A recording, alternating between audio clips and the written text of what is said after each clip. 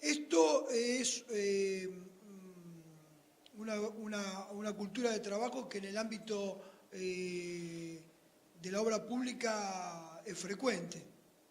Uno toma ese hábito enseguida. En el ámbito privado, no. Y yo soy de la idea que también tiene que hacerse. O sea, nadie tiene por qué molestar al otro si tiene que dejar asentado una observación o algún tema por escrito. Además, después, en las discusiones finales, las palabras se las llevan. Yo te entendí tal cosa, no pensé que estabas hablando de esto. Si está escrito, esas discusiones se corren de lado. Y después está como, durante todo el desarrollo de la obra, los documentos importantes que hay que observar son las comunicaciones con la inspección a través de estos libros. El seguimiento del plan de trabajo es fundamental para poder cumplir con los plazos. Bueno, y todo lo que hace a la obra, que ustedes ya lo deben conocer, que es la logística, el asesoramiento de seguridad y higiene en el trabajo, todos esos requisitos que hacen, que no los voy a abordar ahora, que hacen específicamente a la obra. Un documento también que es importante es el acta de inicio de obra, que es a partir de ahí donde empiezan a correr los plazos. No hay que olvidar de hacerlo. Y si hay observaciones, que aparezcan en el acta de inicio, pero que el acta de inicio se realice. No hay cosa peor que a los 6 meses acordarse que no lo hicieron y empieza a generar este tipo de discusiones y problemas. Una vez que entregada la obra, hay 2 documentos que también son importantes, que es el acta de recepción provisoria. A veces es uno de los documentos más difíciles de poder ejecutar, porque ahí hay discusiones con la inspección si la obra está para recibir o no está para recibir. Por ejemplo, eso es un tema que siempre lo terminamos discutiendo. Prefiero que se haga un acta de recepción provisoria con observaciones, es un documento válido, donde la inspección enumera la cantidad de observaciones que puede tener la obra y la empresa se compromete a resolverlos en cierto periodo de tiempo, que se vuelca sobre el acta de recepción provisoria, pero es fundamental que la obra sea recepcionada. Para la empresa constructora es fundamental que la obra sea recepcionada, sobre todo cuando está en condiciones de uso. Muchas veces no he obtenido recepciones provisorias y la obra empieza a ser usada, el edificio empieza a ser usado.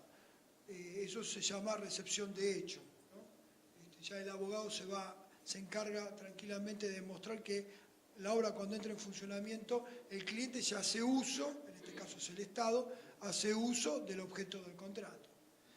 En ese caso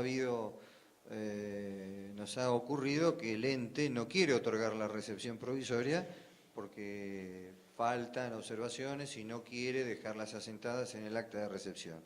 Y nos ha pasado, tuvimos un ejemplo en una obra donde se empezó a usar, entonces directamente, aunque se negaron, esa fecha, y encima salió publicado en los diarios, la inauguración con el intendente, etcétera, por lo cual nos querían aplicar multas y de hecho ya se había recepcionado la obra de acuerdo a su uso. Nuestro abogado actuó en consecuencia y el ente en ese caso no pudo cobrar las multas que ellos querían. Por eso es muy importante, si no es el acta de recepción provisoria, estar atentos a que si puede ser una escuela o algún espacio público ya se comience a usar o se inauguró, tener documentado eso como para después poder usarlos en el caso de que quieran aplicar alguna multa. Bueno, porque a partir de la entrega de la recepción, a partir de la ejecución del acta de recepción provisoria, hay un montón de responsabilidades que tiene la empresa que caen, como el tema de la seguridad sobre la obra, accidentes que puedan ocurrir de la obra. Todo eso ya no forma parte de la responsabilidad de la empresa. Entonces es importantísimo contar con ese documento. Y incluso a partir de la generación de ese documento empieza el plazo de garantía de la obra, ¿tá? Hasta la recepción definitiva, que es la responsabilidad que tiene la empresa de asistir a cualquier vicio oculto o a cualquier problema que se presente en la obra. A rasgos generales, estos son los temas que involucran la tarea de un profesional que trabaja y se especializa en el estudio de licitación y ejecución de la obra pública. Pero yo toqué un 5% de todo lo que involucra y de todos los conocimientos que hay que tener. La ley de obra pública, la 3604, es fundamental conocerla, fundamental, es corta, no es muy tediosa, sobre todo no todos los artículos involucran a la empresa. Hay que leerse el pliego, nos guste o no nos guste, conocer las capacidades que tiene la empresa para poder presentarse a la obra, armar un plan de trabajo para poder llegar con los tiempos. A ver, en mi experiencia nunca nos sobró tiempo, nunca. Es más, hemos cerrado licitaciones a la madrugada y hemos salido corriendo a Buenos Aires, saliendo, no sé, a las 4 de la mañana para las 8 de la mañana entregar una licitación. Nunca alcanza el tiempo. Es uno de los recursos que menos sabemos utilizar y es el recurso que más pone en crisis el estudio de una licitación. Entonces les recomiendo que cuando llega el pliego armen un plan de trabajo como si fuese de obra. Bueno, esto se lo doy al abogado. El abogado tiene 7 días para armarme la web. Esto va a contaduría. El área contable tiene 15 días para entregarme toda la documentación. Un día lo tengo para revisar, un día le otorgo para corregir algo. Cómputo, al área de cómputo o quien compute, te doy tanto tiempo para que me entregues el cómputo. 2 días para revisarlo, un día para corregirlo, el día 17 tiene que estar listo. Hagan un plan de trabajo porque si no, no se llega. No se llega, ¿eh? Y cuando no se llega se empieza a inventar. Porque ¿quién va a decir? Trabajé, hice comprar el pliego, trabajé como loco y me falta un día y no llego? Y ahí inventan. Y donde inventan, la pifiamos, sonamos.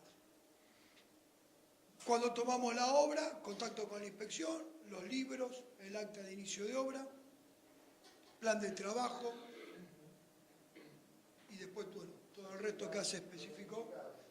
Eso no es importante. Bueno, no, por supuesto. Bueno, por supuesto, pero lo que pasa es que en el ámbito privado también, de qué manera la empresa cobra es importante. En el pliego está estipulado la manera que esa empresa cobra, la presentación del certificado, en qué fecha hay que hacerla, cuánto tiempo tiene el ente para aprobar ese certificado. Si no es aprobado, viene de nuevo y hay que corregirlo. Y una vez que está aprobado el certificado, está el seguimiento del cobro de ese certificado, que por lo general es a los 30 días de presentar la factura. Una vez que la empresa entregó la factura, a los 30 días generalmente se está cobrando. Por lo menos lo dicen los pliegos. En algunos casos hay retenciones en los certificados en efectivo para la garantía y por lo general en la obra pública eso se reemplaza por una póliza de caución. A grandes rasgos, esas son las actividades que involucran a los profesionales que están atados a la obra pública, al estudio y a la ejecución de la obra pública. Les digo que es hiper interesante, se pueden encontrar con obras de distinta índole, características y volúmenes.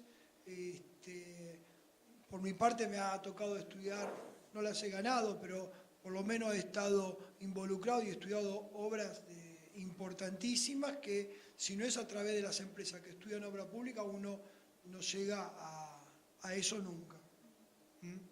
Así que ahí tienen un nicho de trabajo que a mí me parece interesantísimo. No hay profesionales que hoy estén especializados en eso, son 5 como mucho, ¿verdad? En Mar del Plata que conozcan bien el tema.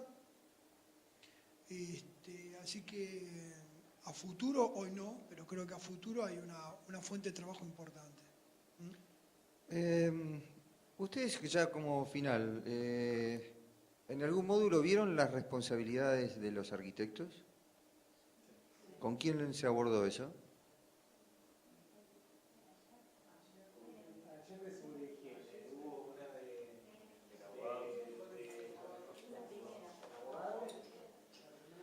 Bueno, yo solamente para refrescarles quiero que siempre pongo,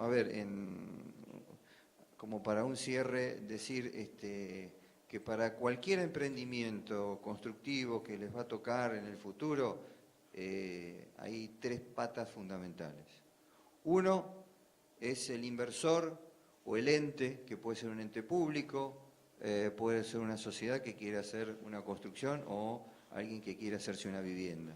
Es el que va a ser el que tiene el dinero, que va a ser que encargue a un profesional de la arquitectura, que es la otra pata, que va a hacer un proyecto y después va a dirigir esa obra. Ese proyectista, ese arquitecto, es el responsable, es la mano derecha, es el que va a velar por sus intereses, es la persona de confianza del inversor en la parte privada. Y en la parte pública a veces tienen estudios, tienen entes que desarrollan el proyecto o terceros. Y la tercera pata es el que tiene que materializar lo que es el proyecto. Y ahí es donde a veces se mezclan roles. Hay profesionales, y esto es muy común verlo, que proyectan, dirigen y construyen. Y me parece que ahí hay alguna incompatibilidad ética, me parece que ahí tienen que ser muy cautos ustedes en ver si son ubicarse en alguno de estos lugares. Cualquiera no necesita ser un empresario y tener una empresa constructora, puede ser un monotributista con 4 o 3, no sé hasta cuánto da contablemente la cantidad de empleados que pueda tener, pero constituidos legalmente. Tienen que tener cuidado con todas estas herramientas. No es ético que estén dirigiendo y construyendo, ser juez y parte. Y en esto radican muchos problemas hoy. Y me parece que los arquitectos muchas veces, con tal de tomar un trabajo, se involucran en todo y empiezan a asumir responsabilidades que no les incumben. Sepan muy cuidadosos porque las responsabilidades van mucho más allá de lo que ustedes piensan. Ustedes lo verán, ha habido muchos accidentes en las obras últimamente en nuestra ciudad y en otras ciudades, y el que queda muy, pero muy expuesto en todo es el director de obra, conjuntamente con otros, pero cuando empieza esto nunca se sabe dónde termina. Así que yo, como una sugerencia, siempre recurran al asesor letrado, hasta dónde sus responsabilidades, hagan los contratos, hagan las cosas por escrito. Es importante todo esto. Yo les recuerdo, las 3 patas, fíjense y dónde quieren ubicarse ustedes. Bueno, yo por mi parte, sí. ¿Qué pasa si las 3 patas es la misma persona? O sea, yo construyo para mí, firmo como director de obra y también soy empresa constructora. Bueno, ahí estás haciendo un emprendimiento privado, sí, tuyo. Ahí no estaría por el... Bueno, ahí no, porque es todo tuyo. Igualmente, las figuras tienen que existir. Porque en ese caso, vos sos cliente. El tema es que cuando hay un cliente que encomienda un trabajo, al arquitecto le encomienda que vele por sus intereses. Pero si además construye, ¿cómo haces? No creo que te hagas juicio a vos misma. Si te mataste una bacana, la vas a pagar vos. O no te exija, voy a poner este vidrio, en vez de 4 milímetros, pongo 3, y no me voy a avivar a mí mismo.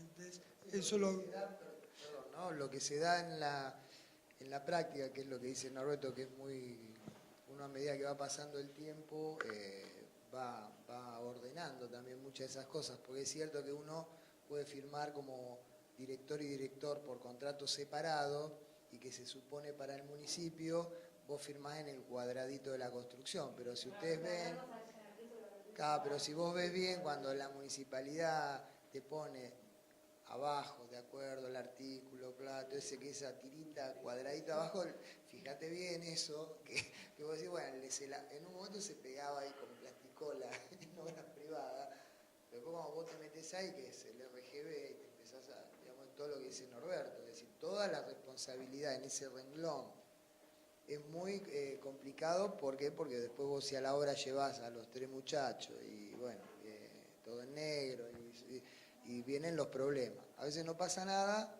¿no? Pero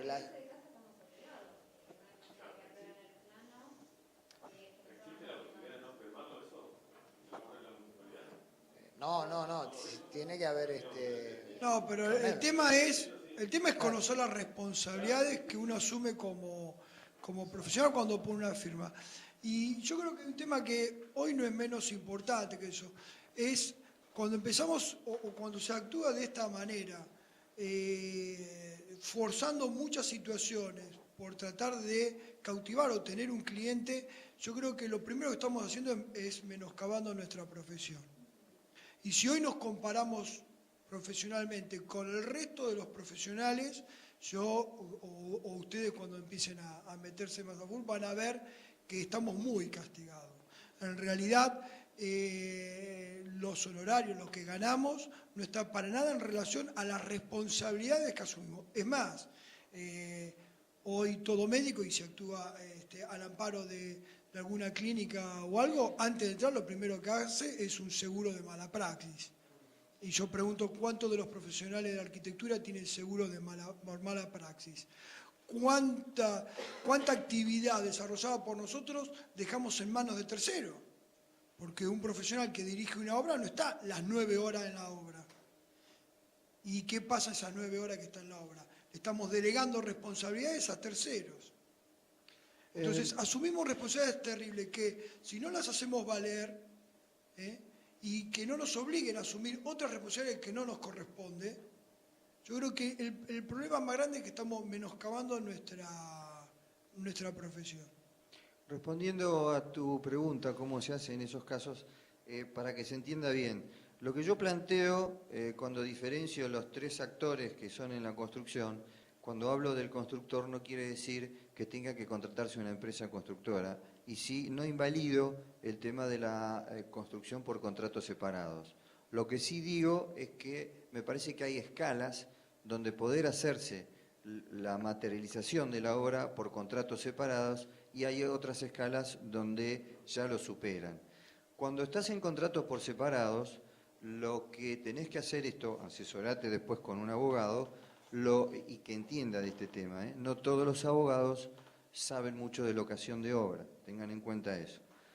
Es hacer los contratos entre los subcontratistas que vos vas a hacer intervenir con el comitente o con el propietario. Nunca sin contrato, porque ahí estás vos ligado. Si vos haces un contratito tipo que te lo haga un abogado, no te pongas a hacerlo vos. Acá hay arquitectos que quieren entender de contabilidad, de abogacía. No. Olvídense, ustedes son arquitectos y siempre asesórense con los profesionales que correspondan. Entonces, esa es la forma de desligarte vos de algunas de las responsabilidades. Para mí entender, las escalas de obras, determinadas escalas deberían de empezar a tener una contratista principal. ¿Por qué digo una contratista principal? Porque va a ser la que va a asumir el rol principal y va a ser el que origina el contrato, el programa de seguridad madre, por el cual todos los demás que acompañen en la obra va a ser exigido por ese asesor en seguridad a los demás para que lo cumplan. Entonces, si empieza a existir esa figura en determinadas escalas, que esto le toca al municipio, donde también lo hemos trasladado a través de nuestra institución, me parece que se empezaría a ordenar un poco este tema de la construcción. A nuestro entender, y lo hablo en forma institucional, lo vemos muy desmadrado, muy desordenado, todo el sector de la construcción. Muy poco está en ese rol, y me parece que hay caminos que se pueden hacer. Existe un registro de empresas privadas que deberían ser las que puedan estar construyendo y firmando en el municipio. Sin embargo, no se está teniendo en cuenta ello. Así que herramientas hay.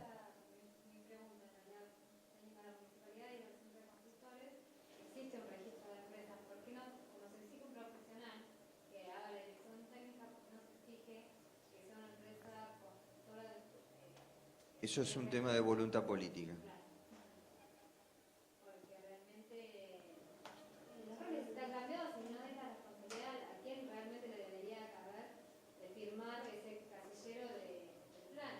Pero bueno, al margen de que sea una voluntad política y que a veces miren para otro costado, sépanlo ustedes, protéjanse ustedes, no esperen que del Estado le venga, háganlo ustedes. Por ejemplo, nosotros nos toca un comitente que quiere contratar a docentes, como hablábamos ayer, y nosotros queremos como cubrirnos más y llevarlo por ahí al centro de consultores. Bueno, ¿cómo planteamos esta situación y que este hombre esté lo más regularizado posible? ¿Cuáles serían los requisitos que debería cumplir esta persona que se va a... Bueno, a veces entiendo que es muy difícil, porque si el comitente quiere que la obra se haga con fulano, ustedes lo que sí le tienen que exigir que esa empresa o ese fulano firme como representante técnico en el casillero que decía Daniel. No lo hagan ustedes, porque ustedes quedan enganchados con la construcción con alguien que ni conocen y no saben de las capacidades. Y segundo, mínimamente exigirle a ese señor una cantidad de obras hechas y ustedes chequear, hablar a ver cómo fue con esta obra, cómo fue con aquella y asesorarlo quizás al comitente, mirá, es de tu confianza, pero mirá, en el listado de obras, si yo chequeé, no le fue tan bien, pero la parte de construcción que la asuma él. No, y que firme un contrato con el comitente, para que ustedes no hagan de empresa constructora, porque cuando no se firme ese contrato, después aparece la figura de constructor que queda en manos de ustedes. Y yo pregunto si están dispuestos a asumir todas esas responsabilidades que se las obligan a tomar. Seguramente a veces uno analiza y no quiere asumir esas responsabilidades. Entonces, la única manera de desligar es demostrar la relación comercial entre el comitente y el constructor. Y ustedes ya únicamente se dedican al rol de la dirección de la obra. Cuando es por contrato separado no significa que ustedes contraten. ¿Está? Lo que pasa que viene un poco de la mano de lo que decía Marcelo. Hay que empezar a cambiar este tema de los arquitectos, de que nos subestimamos en todo. Yo pongo un ejemplo. Cuando ustedes se van a operar con algún médico, ustedes le imponen el equipo del anestesista, el otro al médico, lo sacan corriendo. Dice, yo opero con lo que quiero, con lo que yo me parece que es lo mejor. Entonces, si bien es un ejemplo bastante burdo, me parece que uno tiene que empezar a exigir determinadas cosas, porque en la construcción está bastante todo subestimado. Todos son constructores, todos creen conocer la construcción, los inversionistas, los constructores, hoy se juntan un verdulero, un médico que le fue bien y vamos a poner un contador ya que lo tenemos acá y le pegamos un poco, y se ponen a hacer una obra. El contador dice, no, yo sé administrar, el verdulero a mí como comerciante me fue bárbaro, yo soy un fenómeno con los números, y el médico dice, y dale, yo tengo unos mangos, y empezó una obra. Y tiene un amigo albañil que construyó Claro, un quincho. Claro, y ahí enganchan al arquitecto. El arquitecto no, proyecto y dirección, y firma todo que con esta gente lo hacemos. Y la seguridad ahí no existe, y empiezan a haber problemas, y como dice Daniel también, la mayor parte de las veces, por suerte, no pasa nada.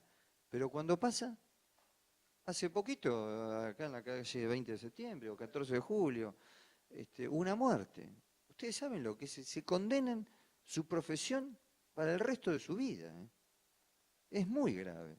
Lo que pasa es que no se toma conciencia. Yo lo que quiero es que ustedes tomen conciencia de las responsabilidades las cuales asumen. Bueno, no tenía esto con el tema de obra pública, pero bueno. A mí me gusta más hablar de eso que de lo demás. Bueno, por mi parte, muchas gracias y mucha suerte para todos ustedes.